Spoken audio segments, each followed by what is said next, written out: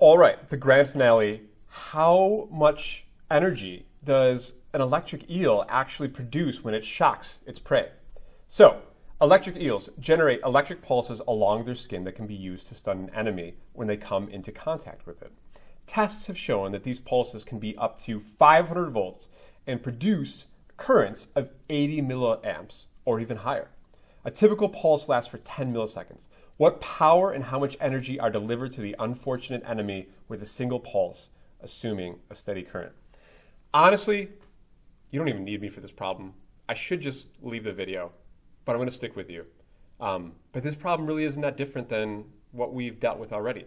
If we want to find the power, so part A, we want to find the power, we know that P equals IV. And are we given a current and a voltage? Of course we are. We have 500 volts and 80 milliamps. So I'm going to say this is 80 times 10 to the minus 3 amps.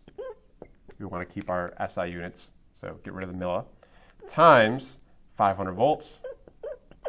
I get a power of 40 watts, which is impressive for something that you don't have to plug into a wall, right? Am I right? Dang, eels. I want to have that power. Now, the question is, how much energy is delivered? Once again, remember, we know that power is energy divided by time. So we just have that energy equals power times time. That's 40 watts times how long is that pulse? It says 10 milliseconds. That's 10 times 10 to the minus 3 seconds. I am going to get an energy of about 0.4 joules. Check me if I'm wrong, but otherwise, even though it's a tremendous amount of power for a biological creature, it's just a quick little sting of 0.4 joules and, enough to stun the unfortunate prey, and the eel then can get away.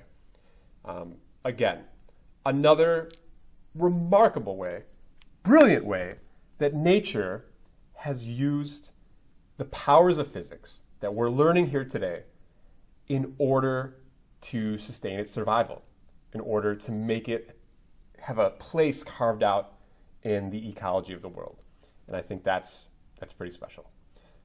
It's been fun. I'll see you next week.